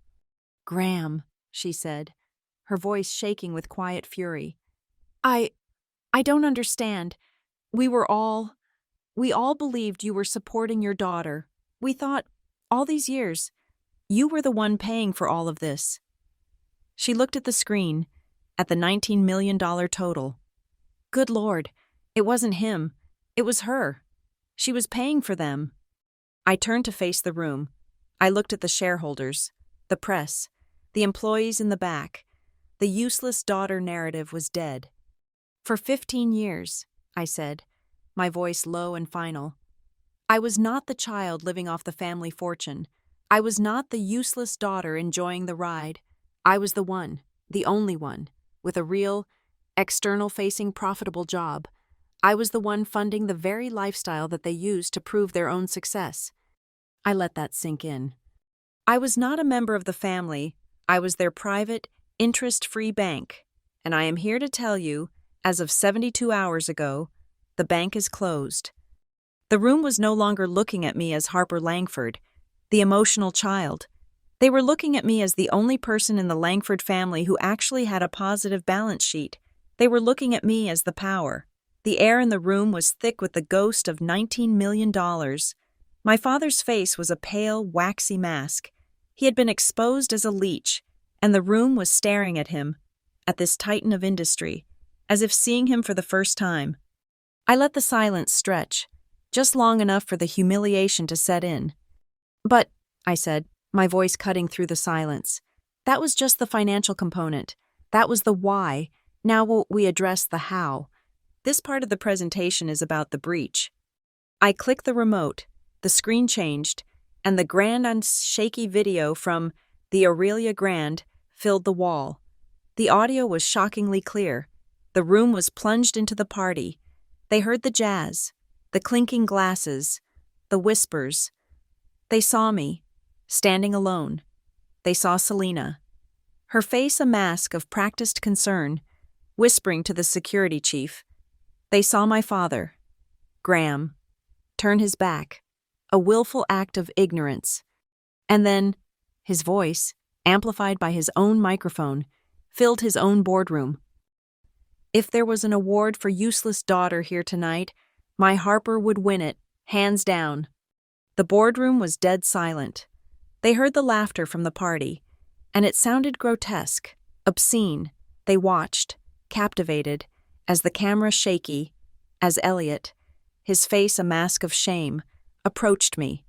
They saw the long, silent walk. They saw the security guard put his hand on my elbow. They saw me being physically escorted out of the room, as my father turned back to his admirers. The video faded to black. Mrs.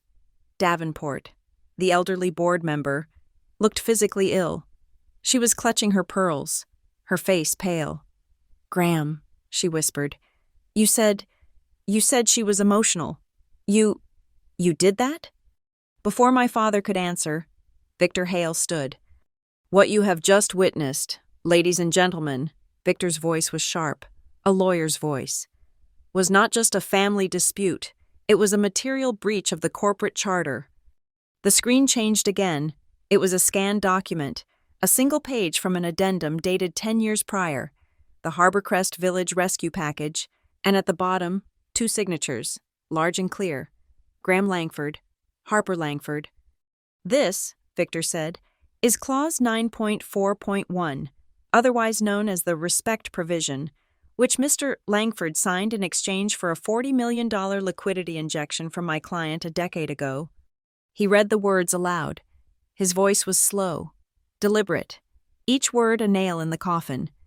"It stipulates, and I quote, should any shareholder be subjected to willful public humiliation, defamation, or intentional, malicious exclusion from an official company or family-sponsored event by a controlling shareholder, that act shall constitute a material breach.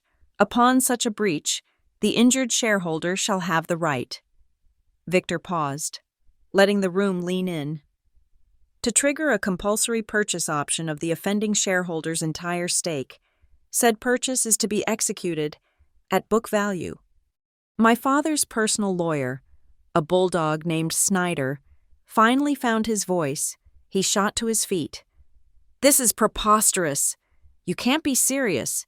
It was a joke. A poorly timed joke at a party. It has no legal standing. It was hyperbole." Victor Hale smiled. It was a cold, thin smile.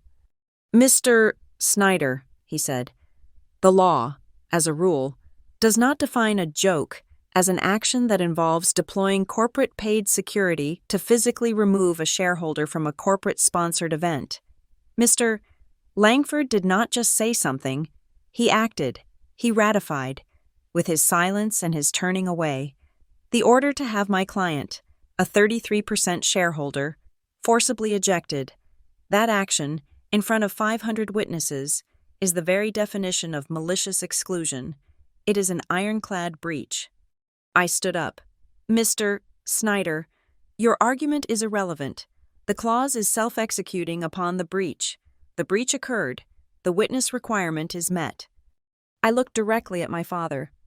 "Therefore," I announced, my voice ringing in the vast room, "as of 9:20 a.m. this morning, I, Harper Langford, am officially, publicly, and irrevocably activating Clause 9.4.1. I am exercising my right to purchase the entire share block currently held by Graham Langford and Selina Langford." My father was on his feet now, his face purple. "You can't. You don't have the capital. I'll see you in court for a decade. I'll bankrupt you." "Will you?" Adrian Cole stood up, his tablet in his hand. He was the picture of calm. "Mr. Langford, you should probably hear the numbers before you threaten a lawsuit you cannot afford." Adrian looked at his tablet. "Our analysts at Northbridge, in conjunction with your own CFO's latest filings, Place the current market valuation of your and Mrs. Langford's combined 31% controlling stake at approximately $1.1 billion. The number hung in the air. $1.1 billion. A staggering sum, Adrian continued smoothly. However, the book value, as defined by the clause you signed, which is original cost minus depreciation on all fixed assets, is as of this morning, $280 million. The room did the math. The press was scribbling, their hands a blur. Selina, who had been sitting behind her veil, let out a small, strangled sound, like a dying bird. She had just understood. She was not losing a fraction of her wealth. She was facing ruin. My father stared at me. He was truly seeing me. He was seeing the price tag of his insult. $900 million. That, I said, my voice quiet, is the price for calling me useless. You are a numbers man. Father, you must appreciate the math. He was shaking. He looked at his lawyers. He looked at the board. He saw no help. But, I said, as I stated earlier, I am not here to destroy Langford Meridian. I am here to save it. And a decade-long legal battle would hurt the very shareholders I have sworn to protect. I clicked the remote. The screen changed. 2 columns appeared. So, I am going to do something you would never do. I am going to offer you a choice.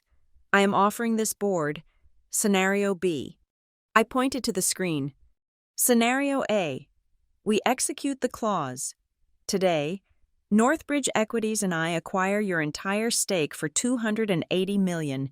You and Selina are rendered effectively insolvent. You are gone. Or, Scenario B. A structured resignation. I let them read the points. 1. You, Graham Langford, resign as CEO and chairman, effective immediately. 2.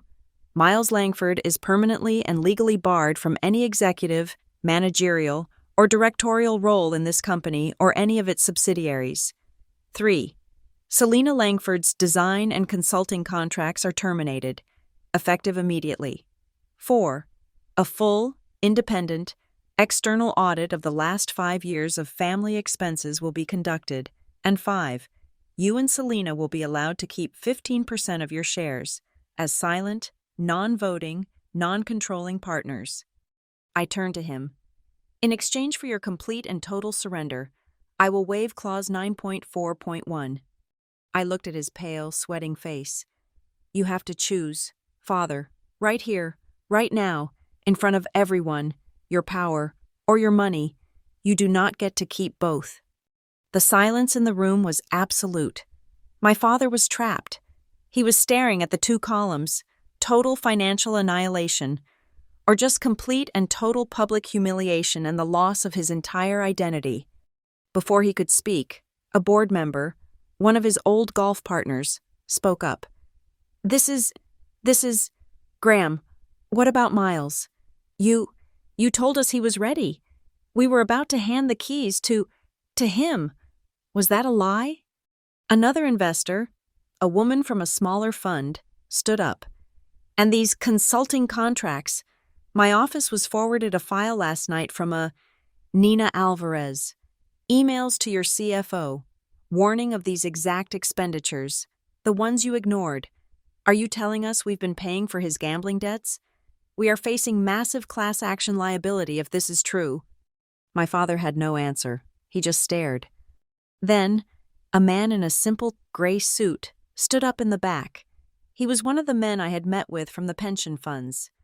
My name is Paul Aker, he said, his voice calm and clear. I represent the Ohio Teachers Retirement Fund.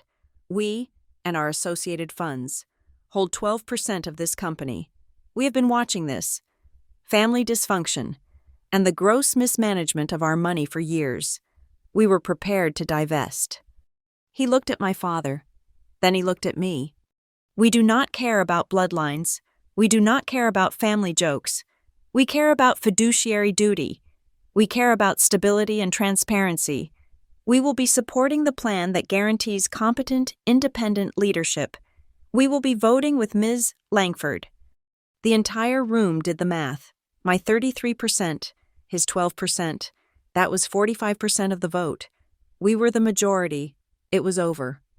My father saw it. The fight drained out of him, leaving a hollow, gray shell.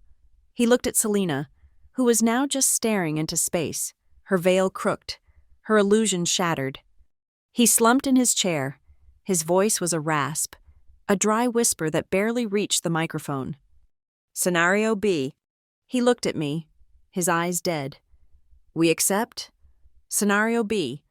Then let's make it official, I said, my voice showing no trace of triumph. This was not a victory, it was an amputation. I call for a vote of no confidence in CEO and Chairman Graham Langford, and for his immediate removal. Seconded, Mrs. Davenport said, her voice firm. All in favor, I said. A sea of hands shot up, almost every person in the room. All opposed. Only Snyder, his lawyer, and one other board crony kept their hands down. The motion passes, I said. Graham Langford is removed as CEO and chairman. I call for a vote to permanently bar Miles Langford from any executive role at this company. Seconded. The vote was nearly unanimous. I call for a vote to begin an immediate, independent search for an external CEO and for a full forensic audit of the last 5 years. Unanimous. It was done. The entire power structure of Langford Meridian Group had been dismantled in less than 30 minutes. The room was buzzing. The press shouting questions. I ignored them. I stood up. I walked from my end of the table, past the stunned board members, all the way to the head. I ignored Selina, who flinched as I passed her. I stood next to my father. He did not look up. He was just an old man, staring at the wood grain of the table he no longer owned. Victor Hale stepped up beside me. He placed a single piece of paper in front of my father, a resignation letter. Effective immediately, it said. The cameras were flashing, a storm of light, 100 shutters capturing his final, pathetic moment. This was the shot. Graham Langford, the man who built an empire, the man who called his daughter useless, being forced to sign his own corporate death warrant. His hand was shaking so badly, he could barely hold the pen.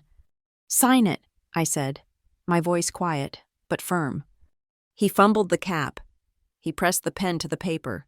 He signed his name. I took the paper from the table. I did not look at him again. I handed it to Victor. I turned, and I faced the room. The resignation letter, signed with a shaky, defeated hand, lay on the polished mahogany. The room was a cacophony of shouting reporters and the frantic typing of the press.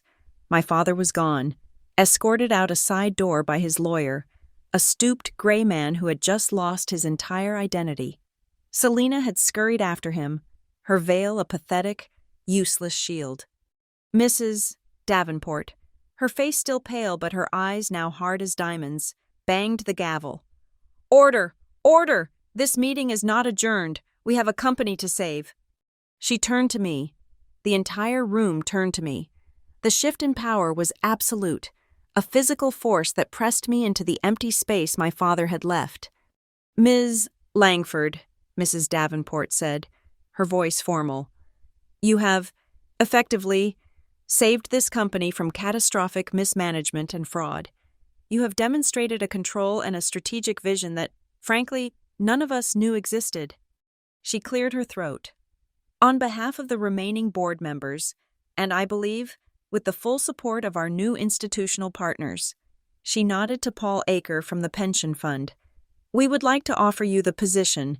We ask that you step in as the interim chief executive officer of Langford Meridian Group, effective immediately. 2. To formalize what you have just proven to us all. The cameras turned to me. The shareholders were nodding. This was the logical next step. This was the crown. The useless daughter was being handed the kingdom. I looked around the room. I saw the faces that had, only 3 days ago, watched me be ejected from a party, the faces that had whispered about the robot. They were now looking at me with a desperate, hungry hope. They wanted a new Langford. They wanted a new monarch to tell them what to do. I looked at the chair, the massive, throne-like chair at the head of the table, the one my father had just vacated. I saw the indentations his hands had left on the leather arms. I saw the way it was designed to loom over everyone else in the room, and I realized, with a sudden, chilling clarity, that this was a trap. It was the same trap. If I sat in that chair, I would spend the rest of my life trying not to be him. I would be consumed by the very power he had craved, the power that had rotted him from the inside out.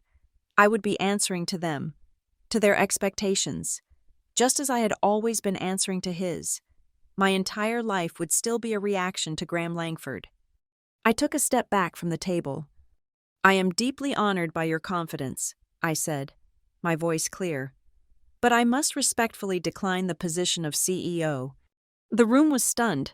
I heard Paul Aker actually say, "What?" "I did not do this to take my father's place," I said. "I did this to end the very system that allowed a man like my father to remain in place for so long. This company does not need another Langford at the helm. It needs an end to the era of the Langfords, period." I looked at Mrs. Davenport. "I will, however, accept a new role. I will serve as the non-executive chair of the board.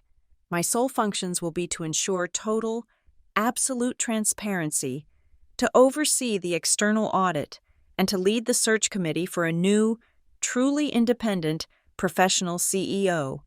My job will not be to run this company. My job will be to watch the people who do." My father had wanted power. I was choosing oversight. They were not the same thing. Mrs. Davenport looked relieved. "That is a very wise and very modern proposal, Ms. Langford. Furthermore," I said, "I believe we should not look far for our interim leadership.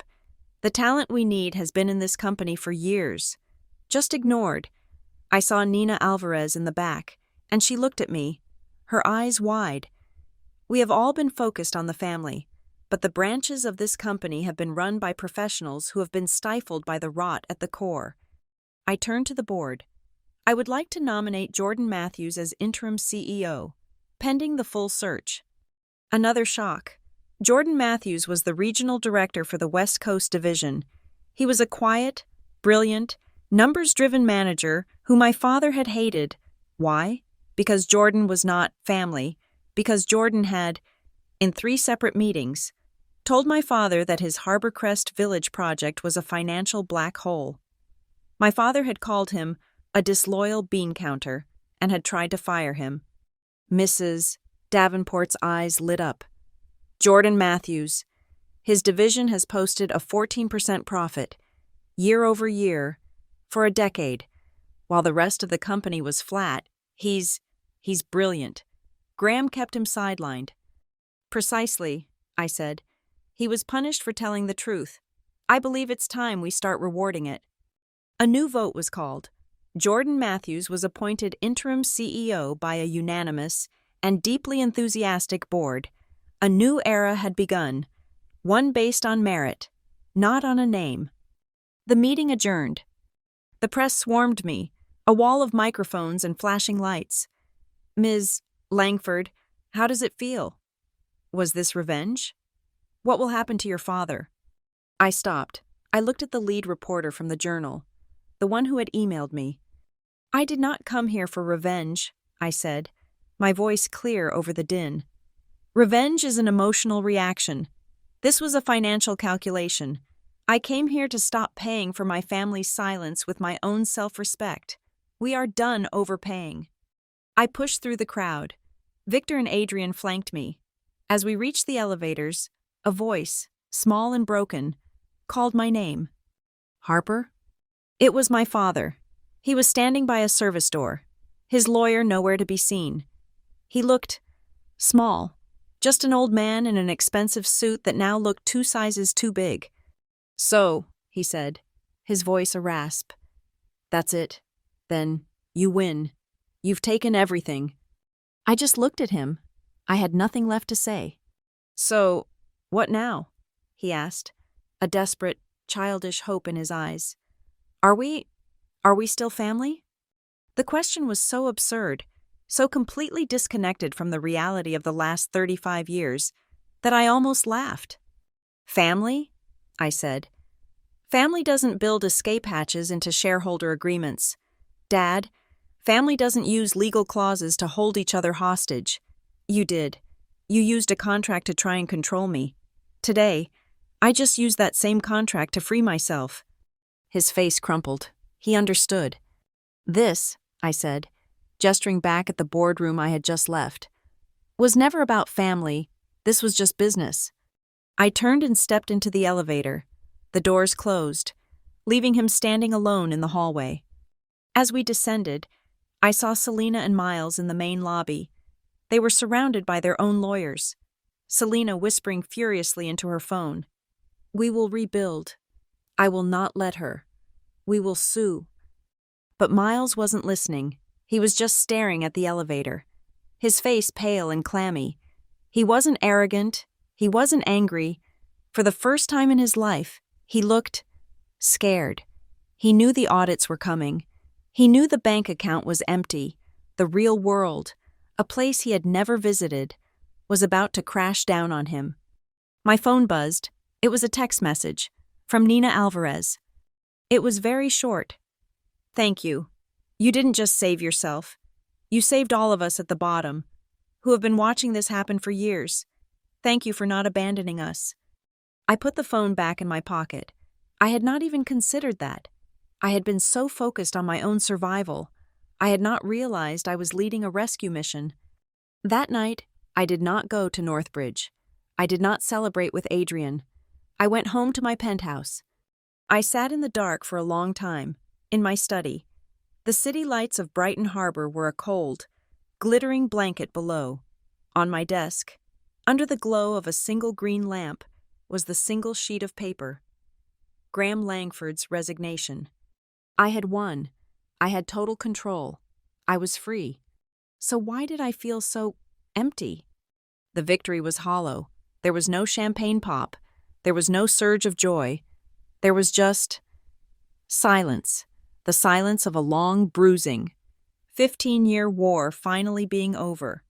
The adrenaline was gone, leaving behind only the deep, bone-weary ache. I realized the biggest, hardest truth. My victory was not in taking his chair. My victory was not in exposing his finances. My real victory was that, for the first time, I had stopped. I had stopped trying to get him to see me. I had stopped waiting for him to say, "I'm proud of you." I had stopped needing the approval of a man who was incapable of giving it. I had stopped defining my value by his metrics. The moment I stopped caring if he called me useless was the moment I truly won. The rest was just paperwork. My laptop chimed. An email. It was from Dr. Elaine. Her message was, as always, brutally simple. One sentence. "Setting a boundary isn't turning your back on family. Harper, it's turning your back on the distorted, broken version of you that they created." A small, slow smile touched my lips. She was right. I hadn't destroyed my family. I had just refused to be their victim any longer.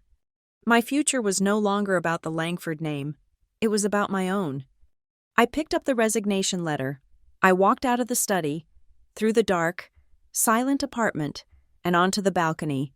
The cool night air hit my face, smelling of salt and the sea. The story doesn't end with a happy reunion. It doesn't end with them in jail or me on the cover of a magazine. It doesn't end with a happily ever after. It ends here, tonight. It ends with me, standing alone, breathing in the free air. It ends with the realization that, from this day forward, every decision I make, every risk I take, every dollar I earn, will not be measured by whether my father is pleased or proud. It will be measured by one thing, and one thing only, my own self-respect. And for the first time in my life, that feels like enough. Thank you for listening to my story. Please comment below and let me know where you are listening from. I'd love to connect and share thoughts. Please subscribe to Lila Revenge Stories, like the video, and support us further by hitting the hype button so this story can be heard by more people.